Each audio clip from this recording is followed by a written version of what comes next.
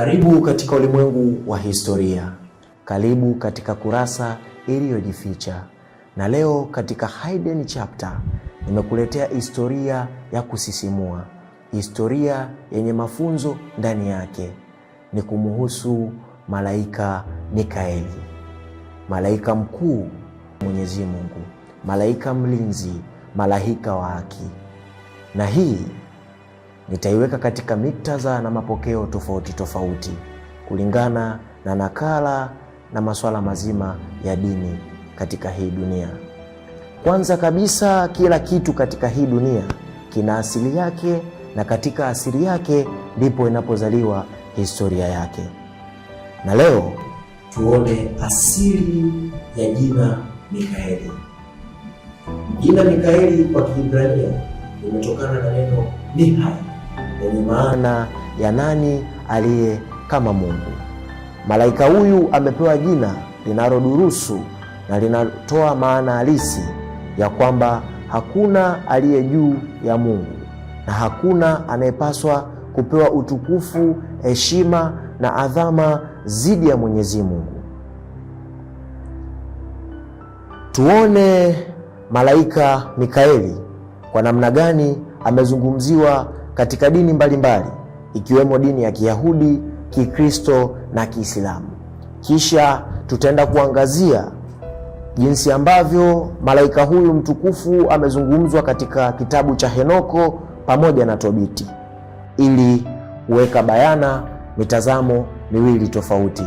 Mikaeli katika Uyahudi anazungumzwa katika maandiko ya Kiyahudi wakisema,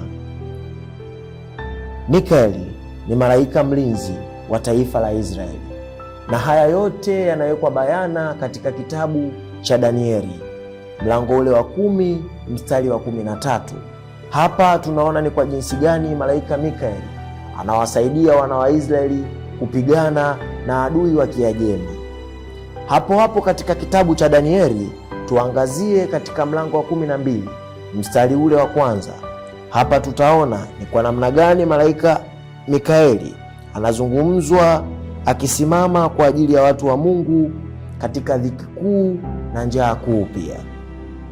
Yeye ni malaika wa vita, mlinzi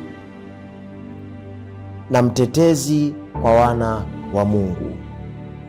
Hiyo ni katika anga ama katika muktadha wa Kiyahudi. Tuangalie katika muktadha wa Kikristo ama katika dini ya Kikristo. Malaika Mikaeli anazungumzwa kama malaika mwenye utulivu, utiifu na mwenye kubeba majukumu aliyokabidhiwa na Mungu kwa ukubwa sana. Hapa tutazungumzia vitabu viwili katika Biblia ikiwemo Ufunuo wa Yohana pamoja na waraka wa Yuda. Katika kitabu cha Ufunuo wa Yohana sura ya 12 mstari wa 7 mpaka wa 9, hapa tunaona ni kwa jinsi gani malaika Mikaeli alivyopambana na malaika hapo kale akifahamika kama Lucifer, ambaye kwa sasa ni mwovu shetani Ibilisi.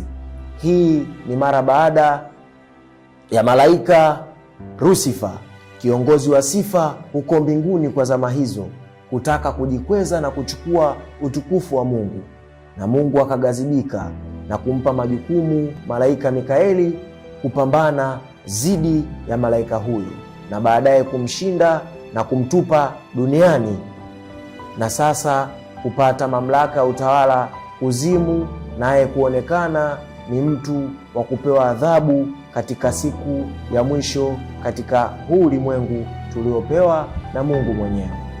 Katika kitabu cha Yuda tunamuona jinsi gani malaika Mikaeli akijibizana na shetani kuhusiana na mwili wa Musa aliyowaongoza wana wa Israeli kutoka Misri kuelekea nchi ya ahadi, nchi ya Kanani.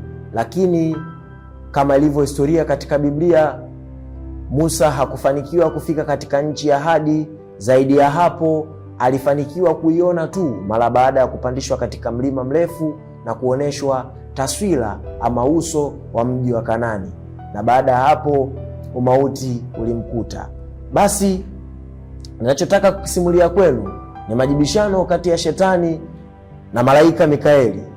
Alionyesha hekima na utiifu mkubwa sana wa kutojibishana kwa neno lolote la kumkebei ama kumdhalilisha Mungu wa mbinguni.